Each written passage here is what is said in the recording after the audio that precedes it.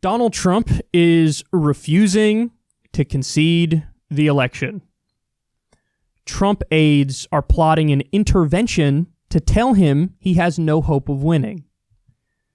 So this is something that's been out there for a few days now. You've had people taking turns. Jared was one. I think Ivanka was another. Maybe you had his chief of staff, although I don't know if Mark Meadows did it because Mark Meadows currently has COVID. So who knows if he was one of the people who was trying to convince Trump. But a number of people, Melania's another one that they said tried to convince him, although she did send out a confusing tweet that almost seemed like she was siding with him with, legal and illegal votes or whatever. But yeah, people are trying to tell him, listen, bro, it's Dunsky. Like you're actually, what you're doing is kind of embarrassing.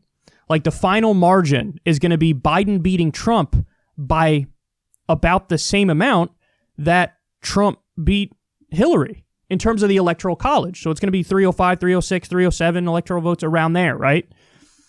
So Trump called that a landslide when he did it. Now Biden's doing that to him, and it's, oh my God, it's fake, it's fraudulent, count the legal votes, not the illegal votes. They're legal. All of them are legal. This is all, it's mail-ins.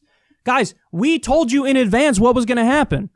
It was going to look like the Republicans were winning because they count the on the election day votes first, which always skew Republican. Then as the mail-ins come in, they skew massively Democratic. And then Biden's going to overtake the lead. Like, what did Trump think? That he was actually up in Michigan and Wisconsin? These are states that had him down 8 to 10 points going into Election Day. The fact that he was up on Election Day was a mirage. It's not real. You didn't count the mail-in votes yet. So it's crazy that he's not digesting it. By the way, I saw another article that was like, he'll agree to a peaceful transition of power if certain conditions are met. Nobody's asking you, bro. That's not the way this works. www.getouttheway.org. Nobody cares. Oh, here's what I'm demanding. It doesn't matter what you demand. You're done. It's not how this works. You don't get to, you don't get to decide and casually override the way the system works. So, listen, on the one hand, it's hilarious that this is happening, but on the other hand, it is kind of scary. Now, will the machinery kick in and will he ultimately be gone? Yeah.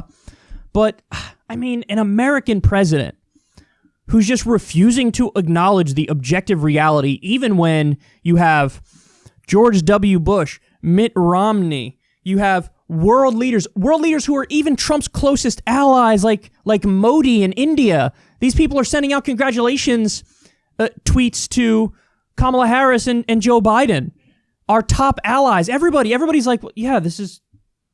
reality is what it is, so we're going to go ahead and move right along here. He's still holed up in the Oval Office reading WorldNet Daily articles about how the entire election is fraudulent, and he's trying to sue his way to victory.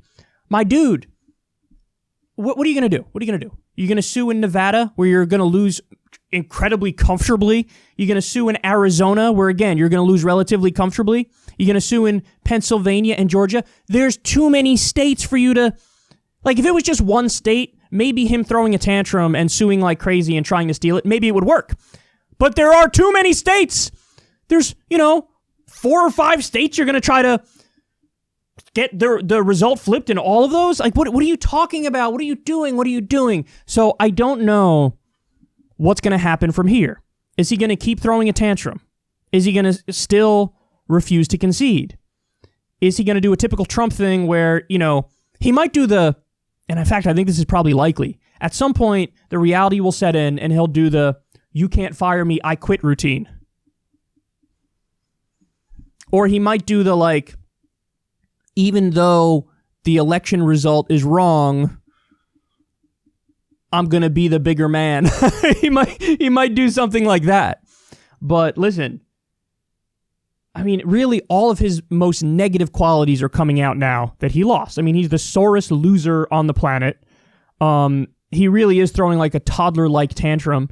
And the funny thing is, so anecdotally, people in my circle who were Trump supporters, you talk to them and they're already over it. They're like, yeah, he lost. So there's not, I think he's in for a rude awakening if he thinks that, people are really with him on that. Don't get me wrong, he's going to have some percentage of his supporters are always going to do the, oh my God, it was stolen, oh my God, he was robbed, I'm ride or die, Trump for life. But I'm starting to think that number is smaller than what I previously thought. Because again, I knew people who were really pro-Trump who are just like, I mean, he lost. What are you going to do? He lost. So I don't know. Again, the reason I'm doing this segment is to just give you the facts about how he's still refusing to concede, but I don't know what's going to happen from here other than at some point he's going to have to be dragged out kicking and screaming. By the way, will he go to the inauguration like all the previous presidents who lost? Probably not. Probably not. He's going to cause a lot of chaos for the Republican Party moving forward because he's still the heart of the Republican Party in terms of the base. And so when he eventually is out of there, and he could start Trump TV network, he could steal Tucker Carlson and Sean Hannity from Fox News. This is stuff that's been reported that he might do it. And then you really do have this fracture in the Republican Party, man, where you have the Trumpists versus the establishment wing, and they could be, even though they agree on policy for the most part, they could butt heads just because culturally they're so different. And there's a real class divide there too. The establishment Republicans are more wealthy or upper middle class, whereas the Trump people are more the working class GOP people who are ruthlessly partisan. So I don't know, but it's not. It does feel gross that you have this guy who lost and he just refuses to be an adult about it. I was joking the other day. I tweeted, Donald Trump seems like a guy who handles rejection well. Literally the last person on the planet who handles rejection well. But I guess final point, I know there are some people who see the way he's acting, they think it's like macho. How could you possibly believe that? This is the weakest, most beta shit of all time. It's like when he didn't go in 2016, when he didn't go to one of the Republican debates because he said, like, Megyn Kelly treats me very, very unfairly, so I'm not going to go. People thought that was like, his people thought it was like alpha macho type move. That's the weakest thing I've ever seen. You're taking your ball and going home, basically.